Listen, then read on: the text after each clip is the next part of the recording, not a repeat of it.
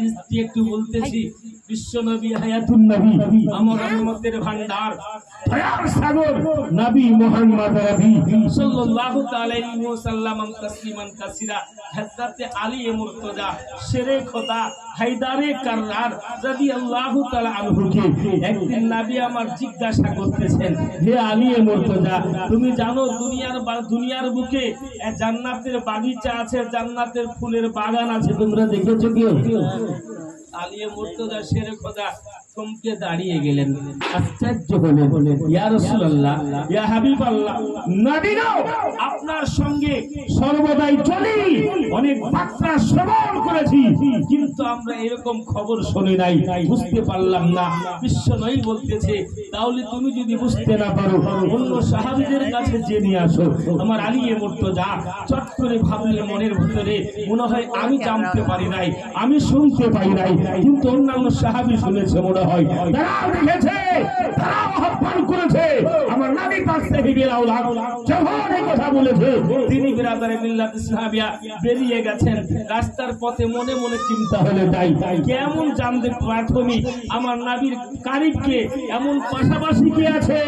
হযরত আবু বকর সিদ্দিক, আবু বকর সিদ্দিক রাদিয়াল্লাহু তাআলা আনহু, নবীর প্রেমিক, আশিকে সাহাবী, আশিকে রাসূল, এ বিরাদারে মিল্লাত ইসলামিয়া আবু বকরের দরজায় ঠক ঠক আওয়াজ হয়ে গেল। আওয়াজের পরে পরে আমার বিশ্ব নবীর সাহাবী, আমার বিশ্ব নবীর জামাই আলী মুর্তজা আবু বকরের দরজায় যেমন আওয়াজ দিয়েছে, আমার আবু বকর বলে, কি আছো? বলেন, আমি আবু বকর, হে আলী মুর্তজা এনেছি। বলে, কি খবর আলী? আমার নবীর কোনো খবর এনেছো? বলে, এমন একটা খবর এনেছি, আমি তো আজ পর্যন্ত শুনি নাই, আজ পর্যন্ত জানি নাই। বলে, কি খবর বলো? বলে, নিও আবু বকর, আজকে আমার নবী এমন একটি কথা বলেছে, আমি তো শুনি নাই, যদি আপনি জেনে থাকেন তাহলে পরে আমাকে সেই জায়গায় পৌঁছে দেন। বলে, কি খবর বলে দাও। চট করে বললেন, ও আবু বকর, আমার নবী বলেছে দুনিয়ার বুকে জান্নাতের বাগিচা আছে, সেখানে গিয়েছো কি না আমাকে জিজ্ঞাসা করলেন। আমি বললাম, ইয়া রাসূলুল্লাহ, আমি আজ পর্যন্ত শ্রবণ করি নাই, আমি দেখি নাই, আমার নজরে পড়ে নাই, তাই বলে আমাকে পাঠিয়ে দিলেন আমার সাহাবীদের কাছে। যেন হতে পারে আপনার প্রাথমিক আপনি জানেন। আমার আবু বকর বলতেছে, আলী মুর্তজা, এটাও তো আমার খবর নাই। আবু বকর উমরের কাছে যাওয়া হলো, উমরে ফারুক আজমের কাছে খবর হলো না। উসমান গনির কাছে যাওয়া হলো, উসমান গনির কাছে খবর হলো না। কয়েকজন সাহাবীরা হলো, আলাপ আলোচনা হয়ে গেল, খবর পাওয়া গেল না। সঙ্গে সঙ্গে বিশ্ব নবীর দরবারে দল বেঁধে সাহাবীরা চলতে আরম্ভ করল। কোথায় গেলেন? নবীর দরবারে যাবার পরে মাথাকে নত করে নবী পাকের দরবারে গিয়ে আওয়াজ দিয়ে বলতেছেন, ইয়া রাসূলুল্লাহ, নবী আমার মুচকি হেসে ইলমে গায়বের খবরদাতা নবী আমার জানতে পেরে গেছেন। যারা বলতেছেন, আবু বকর, হে উমর, ওসমান গনি, আলী মুর্তজা, শেরে খোদা, আমি জানতে পেরেছি যে তোমরা জান্নাতের বাগিচার খবরটা নেওয়ার জন্য এসেছো। বলে, লাব্বাইকা ইয়া রাসূলুল্লাহ, সাবাইকা ইয়া হাবিবাল্লাহ, নবী গো, এটাই খবরের জন্য হাজির দিয়েছি। সঙ্গে সঙ্গে নবী আমার মুচকি হেসে নবীর মিষ্টি হাসা লক্ষ্য করে আওয়াজ দিয়ে বলতেছে, হে আবু বকর, হে ওসমান গনি, হে আলী মুর্তজা, হে উমর ফারুক আজম, যেই জায়গাতে নবীর গুণগান হয়, যেই জায়গাতে কোরআনের গুণগান হয়, যেই জায়গাতে প্রভুর গুণগান হয়, সেটাই হলো জান্নাতের বাগিচা। বলেন সুবহানাল্লাহ। সেটাই হচ্ছে জান্নাতের বাগিচা। সেই জায়গা থেকে ফল কি করে আনবো? জান্নাতের বাগিচা আমার নাই বলতেছে, যে ব্যক্তি যে হাদিস ও কোরআন উলামায়ে কেরামগণ, মুফতিয়ায়ে কেরামগণ, হাফিজে কোরআন, উলামায়ে কেরামগণ, ওবেরাবে পীর মুর্শিদ আলাপ আলোচনা নসিহত করবে, জানাবে, শোনাবে, সব শোনার পরে পরে সেগুলিকে পালন করাটাই হচ্ছে ফল। বলেন সুবহানাল্লাহ। ব্রাদার, দুনিয়ার বুকে আমল করবেন, জান্নাত পাবেন কবরে গিয়ে। বলুন সুবহানাল্লাহ। বাপজিরা, ভাইরা, আমরা বহু শুনছি ব্রাদারে মিল্লাত ইসলামী আপনাদের এলাকায় এইরকম জালসা শুনছি, করেছি অনেকটাই, কিন্তু শ্রোতা পাইনি খুঁজে। আমি ভাবলাম যে আজকে আপনাদের সকলের প্রিয় মুর্শিদের বংশঘর থেকে আসছেন, অনেকেরই প্রিয় মুর্শিদ নাকি জানা নাই, যাই হোক। তো বিরাদার, আজকে মনে হয় সুন্দর আজকে মাহফিল অনুষ্ঠান অনুষ্ঠিত হয়ে যাবে। তো বিরাদার, দিন ভার মনে হয় অনুষ্ঠান হয়েছে খুব ভালো মন্দ। আর এখন মনে হয় ঘুমের মধ্যে পড়ে গেছে, আর যাচ্ছি না ইমাম সাহেব যতই বলে বলে। ভাইরা আমার মা বলে রাখো, আজকে আপনাদের সম্মুখে আয়াতে কারিমা তেলাওয়াত করেছি, কুল্লু নাফসিন যায়কাতুল মউত। এমন ছোট্ট আয়াত যার মধ্যে অনেক বড় মাত্রা, একদম পাকা, যার মধ্যে কোনো আলাপ আলোচনা অন্য কিছু নাই। কারণ হলো মানুষ, আমরা কোরআন সম্পর্কে অভিজ্ঞতা, আমরা কোরআনকে বিশ্বাস করি, আমরা রব্বুল আলামিনকে মানি। আমরা আজকে নবীর কথার উপরে আমল করি, ওলিও গাউস কুতুব আফদালদের উপরে নির্ভর হয়ে চলাফেরা করি। কিন্তু মুসলমান বাচ্চা ভাইরা শোনার পরে পরে আমাদেরকে দুনিয়ার বুকে কিছু আমল করতে হবে।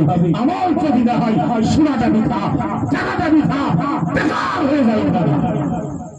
জানতে ভুল নাই, ঈদগার ময়দানে ঈদের নামাজ হলো, হাদিস শুকরান বার্তা সত্যভাবে আলাপ আলোচনা হোক, আমরা বহু কিছু হয়ে যাই, শ্রবণ করি, জুম্মার দিনে বক্তব্য শ্রবণ করি, শুনি, আমল করার টাইম মেইনটেইন করতে পারি দুনিয়ার জন্য।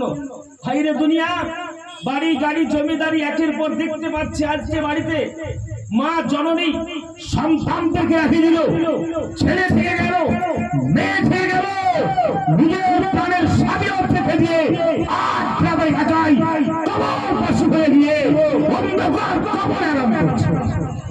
জানেন কেউ কোন অবস্থায় আছেন? দাদা ওই জানা যদি হতো আজকে কবরে ওই মায়ের অবস্থা কি আছে, ভালো আছে না মন্দ আছে, এই খবরটা যদি মানুষ জানতে পারত, তাহলে পরে মসজিদ ভর কেন তিনতলা মসজিদ করতে 10 দিনে লাগবে না, আপনারা হয়ে যাবে। কারণ হলো মানুষ আমরা দেখি নাই তো, আল্লাহ আলেমন আমাদের কথা বলে বললাম, আমাদের কাজ হলো শোনা। বাচ্চারা ভাইয়েরা মা বোনেরা গো, জানার পরে শিক্ষা গ্রহণ করলেন, গ্রহণ করার পরে যদি সেগুলি পালনের মধ্যে না আনতে পারি, আমাদের শিক্ষা গ্রহণ করে লাভ হবে না। আজকে ছোট্ট দুটো কথাবার্তা উদ্দেশ্য হলে নাই যে মা কি জিনিস। আজকে ব্রাদার অনেক সময় অনেক জায়গাতে অনেক এলাকাতে, যেমন আমার ব্রাদার বাড়ি হচ্ছে মুর্শিদাবাদ, আর আপনাদের গ্রামে থাকছে আজকে কয়েক মাস থেকে ব্রাদার অনেক মা বোনদেরকে নিজের সন্তান, সেই সন্তানকে বড় আঘাত পেয়েছে, ব্যথা পেয়েছে, যন্ত্রণা পাওয়া সত্ত্বেও এই সন্তানকে ছেড়ে দেয় না। এটা একটা নসিহতের বার্তা বলছি। যাদের মা আছে, যাদের বাবা আছে, তাদেরকে দেখভাল করুন। মায়ের পদতলে খোদার জান্নাত বলুন সুবহানাল্লাহ। ছেলেদের মায়ের পদতলে জান্নাত। আর সেই মা যখন সন্তানকে আস্তে আস্তে ধীরে ধীরে বড় করে দেয়, সন্তান বড় হয়ে যায়, বিবি বাচ্চা হয়ে যায়, তখন মা আর আদরে থাকে না, মা ওকে ভুলে যায়। মুসলমান ব্রাদার একদিন মরতে হবে, মরার হাত থেকে আমাদের রিহাই আছে কাউরি বাপ। কুল্লু নাফসিন যায়কাতুল মউত, মউতের কি স্বাদ তা আমাদের সকলকে চাখতে হবে। এই চাখার পূর্বে আমাদেরকে আমল করতে হবে, যে আমলগুলি আমাদেরকে দেওয়া হবে। ব্রাদারে মিল্লাত ইসলামিয়া, একটু মায়ের বার্তা, মা কি জিনিস। আজকে নিজের সন্তানের জন্য মা জানো প্রাণ দিয়ে দেয়, নিজের সন্তান যদি আঘাত পায়, ব্যথা পায়, এই ব্রাদার ওই ব্যথাটা মায়ের বুকে গিয়ে লেগে যায়, ব্যথাটা মায়ের কলিজায় লেগে যায়। আর আজকে সেই মাকে আমরা বহু রকম কৌশল চালিয়ে আঘাত দিতে থাকি। মুসলমান সাবধান, একদিন আমরা চলে যাব, আমাদের সকলকে একদিন চলে যেতে হবে। তো মা যদি একটু আঘাত পেয়ে যায় সন্তানের দিক থেকে, ওই সন্তান মায়ের যদি একটু আঘাতের খাতিরে, আঘাতের কারণে যদি একটা বদদোয়া লেগে যায়, ওই বদদোয়ার এমন অবস্থা হয়ে যাবে, আপনাকে জাহান্নামের ঠিকানা ছাড়া অন্য কাজ হবে না। তাহলে মাকে আঘাত দেওয়া বন্ধ। যেমন একটি হাদিসে রাসূল বিশ্বনবী হায়াতুন নবী রাহমাতুল লিল আলামিন বলতেছে যে হযরতে মুসা আলাইহিস সালাম তাসলিমান কাসীরার জামানায় একদিন মুসা কালিমুল্লাহ আলাইহিস সালাম তাসলিমান কাসীরা রব্বুল আলামিনকে জিজ্ঞাসা করছে, হে রব্বুল আলামিন, একটা কথা বলো। আমার আল্লাহর সঙ্গে কথা মুসা কালিমুল্লাহ বলতে থাকতেন, সর্বদাই তুর পাহাড়ে গিয়ে আলোচনা করতেন। একদিন আলোচনার মাধ্যম দিয়ে বলতেছে, হে রব্বুল আলামিন, একটা কথা বলবো। বলে কি কথা? বলে আমি এটাই ভাবছি বলবে। বলে হুজুর, রব্বুল আলামিন আমার সঙ্গে কেউ জান্নাতে কি সাথে যাবে? আমার সঙ্গে কেউ জান্নাতি হবে? এ বেরাদার, মুসা আলাইহিস সালাম তাসলিমান কাসীরার দিকে নজর লক্ষ্য করে রব্বুল আলামিন বলতেছে, হে মুসা কালিমুল্লাহ, তোমার সঙ্গে একজন জান্নাতে যাবে কসাই। করে বলুন সুবহানাল্লাহ। কসাই অর্থাৎ আমরা জানি কসাই মানে কি, মাংস বিক্রি যারা করে তাদেরকে আমরা কসাই বলি, দেখি বা ভাইয়েরা।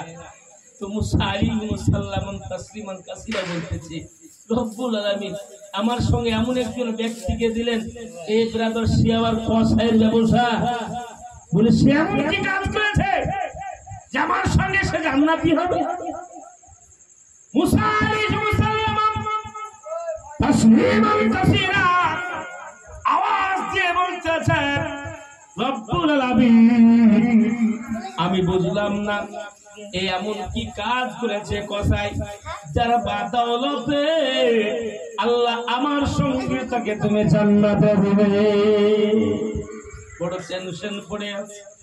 আমার আল্লাহ বলতেছেন, মুসা কালিমুল্লাহ, এই কথাটি তোমাকে দেখবে না, শ্রবণ করলে কমপ্লিট হয়ে যাবে, আর খবরটা জানবে না, শোনাবে। মুসা কালিমুল্লাহ আলাইহিস সালাম নবী বলতেছে, রব্বুল আলামিন আমারে দেখতে পেলে বড় ভালো হতো। বলে যদি দেখতে হয় ওই গ্রামে ওই মহল্লায় একজন ব্যক্তি যেন বাজারে মাংস বিক্রি করে, আর বিক্রি করার পরে পরে বাড়িতে কি কাজ করে, কি আমল করে, কেমন অবস্থা হয়ে থাকে, একটু তার খবরটা নেওয়ার জন্য তোমাকে তাহলে একটু যেতে হবে। আমার মুসা কালিমুল্লাহ বলতেছে, রব্বুল আলামিন আমি যাব তো কেমন অবস্থায় যাব? আমার আল্লাহ বলতেছে, মুসা কালিমুল্লাহ তুমি চলে যাবি, তবে কেমন করে যাবে শুনে শোনো। যাবে, যাবার পরে তার ঘরে দরজায় ঠক ঠক আওয়াজ দিবে, আওয়াজ দেওয়ার পরে দেখবি কসাই বেরিয়ে আসবে, তোকে সালাম দেওয়ার পরে পরে তুমি তার কাছে চেয়ে দাওয়াত নিবে। বলবেন না সুবহানাল্লাহ? ব্রাদার জানার জন্য বলবেন তোমাকে দাওয়াত দিবে। ঠিক আছে, খবরটা নিয়ে আমার মুসা কালিমুল্লাহ আলাইহিস সালাম তাসলিমান কাসীরা চলতে আরম্ভ করলেন। যাওয়ার পরে দরজায় ঠক ঠক আওয়াজ দিলেন। ওই কসাই বেরিয়ে আসলেন, হুজুর আপনার পদতল আজকে আমার ঘরে, এই গরিবের ঘরে, এই বাড়িতে। মুসা আলাইহিস সালাম তাসলিমান কাসীরা বলতেছেন, হে কসাই, তোমার বাড়িতে আমি কালকে একটু জিয়াফত নিতে চাই তোমার খবরের জন্য, তুমি যদি পারমিশন দাও তাহলে ভালো। বলে হুজুর আমি তো মনে মনে চাইছিলাম আপনাকে একদিন দাওয়াত করব, ডাকবো, জিয়াফত করব, ডাকার পরে পরে খাওয়া দাওয়া করিয়ে আমি বিদায় দিব, এরকম মন মানসিকতা নিয়েছি। তবে আপনি যখন এই কথা বললেন হুজুর, আমি তারে কবুল করলাম। বলে ঠিক আছে বাবা। চলে আসলেন ঠিক টাইম বাবা, সকাল বেলায় মাংসের কাজ হলো, সকাল বেলায় মাংস বিক্রি করাই কাজ বাবা। যাদের মাংস বিক্রি করে দেখবেন পাড়া প্রতিবেশী গ্রামবাসীদের মধ্যে বাবা, তারা কসাইয়ের কাজ করে বাবা রে, তারা সকালে ফার্স্ট টাইমে দোকান খুলে তাদের বিক্রি ফার্স্ট টাইমে হয়ে যায়। এইরকম সেম টু সেম রেডি হয়ে গেছে। সকাল হলো এমন স্বভাবে কসাই বাজারে, আপনার বাজারে গেছে, মাংস বিক্রি কমপ্লিট হলো, কিছুটা ধরিয়ে মাংস নিয়ে গেল বাড়ি। যাবার পরে পরে এবার বাড়িতে গিয়ে সুন্দর করে বাবারে এবার সুন্দর ভাবে যেন এবার বাচ্চার নিজের হস্তুতি যেন পাকাতে আরম্ভ করলেন, রান্না করতে আরম্ভ করেছেন। রান্না কমপ্লিট হলো, মুসা কালিমুল্লাহ পৌঁছে গেছেন বাবা। তিনাকে দাওয়াত দিয়েছিলেন, তাই দাওয়াতটা গ্রহণ তিনিও করলেন এবং তিনার সেবার জন্য একটু যত্ন করার জন্য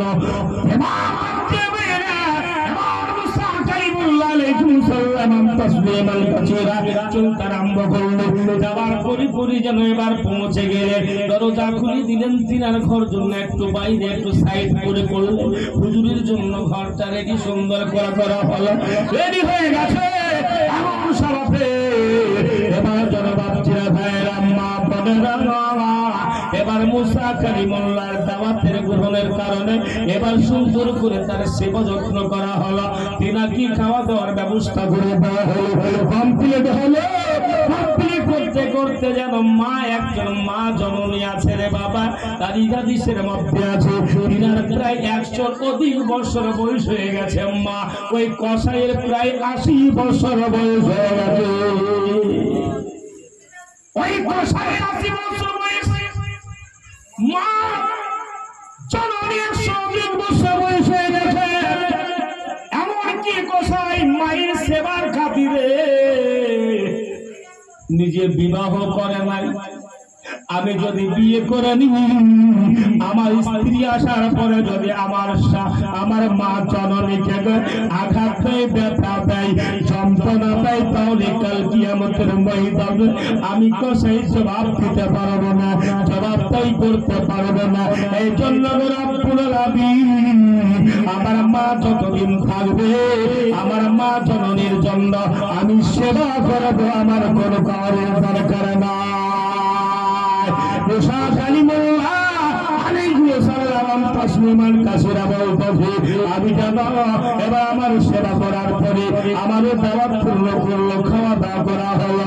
এবার যেন তিনি দেখলেন একটা ঘর থেকে বাইরের দেখতেছে একজন মা জননী তার জন্য সুন্দর করে একটা ঝুল্লু তৈরি করেছে। বাবা বাপজিরা ভাইয়ের আগে আমাদের এলাকায় জানতাম আপনারা বলে আপনার অনেক হাড়ি লটকানো অবস্থায় ঘরে ঢুকে রাখার জন্য শিকা তৈরি করে। ওই মায়ের জন্য একটা ঝুল্লু বানিয়ে রেখেছে, যেই মা সন্তানের জন্য অবস্থাতে কর্ম করবে বাচ্চাকে ঝুল্লুর মধ্যে শুইয়ে রাখে। বাচ্চা যদি কান্না করে একটু ঝুল্লু দিলে ঘুম পাড়বে না, কি ঘুমায় না। সেম টু সেম ওই মায়ের জন্য সন্তান করেছে। তিনার কাজ প্রতিদিন এটাই, বাজারে ব্যবসা করা, খাবার রান্না করে নিয়ে মা জননীকে ওই আপনার বাপজিরা ভাইয়েরা মা বলে রাখো সুন্দর করে ওই মা জননীকে ঝুল্লু থেকে নামার পরে গোসল দেয়। আর গোসল দেওয়ার পরে পরে নিজের মায়ের পোশাকটা নিজে চেঞ্জ করে দেয়। বাবারে চলতে পারে না, বুড়ো হয়ে গেছে বাবা।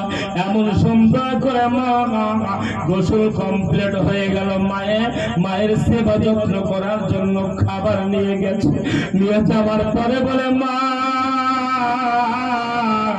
জননী গো মা আজকে পরে একটু লেট হয়ে গেছে, মা কিছু মনে করো না। তখন মায়ের বড় দুঃখ কষ্ট হয়ে গেছে, ব্যথা পেয়ে গেছে। দেখবেন কোন মা কোন বাবা বয়স হয়ে গেলে পরে আর জ্ঞান থাকে না, রাগটা পড়ে যায়, আপনার গুসায় পড়ে গিয়ে আঘাত পেয়ে গিয়ে সন্তানের জন্য কাঁদতে কাঁদতে তারপরে আল্লাহর কাছে দোয়া করে বলেছে, আল্লাহ আমার সন্তান মনে হয় কাউরির পাল্লাই পড়ে আমাকে আজকে ব্যথা দিয়ে দিল।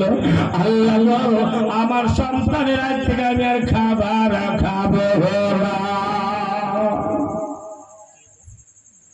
রেডি হয়ে গেছে মা জননী, কিন্তু গোসল কমপ্লিট হয়ে গেল, তবু কিন্তু মা বলে আমি খাবার খাবো না। মাকে বলে মা গো একটু ভুল হয়ে গেছে, তোমার সময়টা একটু ওভার হয়ে গেছে বলে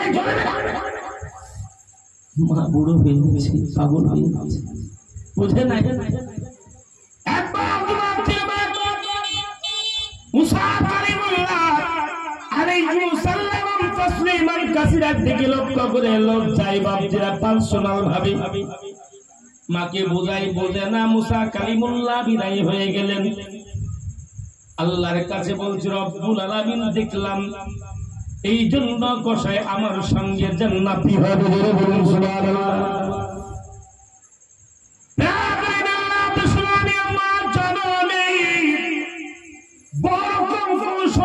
বুঝায় মা গো একটু খাবারটা খেয়ে নাও মা, একটু বড় ভুল হয়ে গেছে। বলে বেটারে তোর কথা ভুল, আর সর্বনা খাবো না। দিন কেটে গেল, রাত সন্ধ্যা বেলাতে মায়ের কাছে আবার নিয়ে গেল। মা গো তোর মায়ের তো দমদম গুলি আপনার উঠে পড়েছে, বয়স হয়ে গেলে যেতে হয় বাবা। মা জননীকে নিজের মাংস গুলি চিবিয়ে চিবিয়ে রসটা মায়ের মুখে দেয়। জোরে বলুন সুবহানাল্লাহ।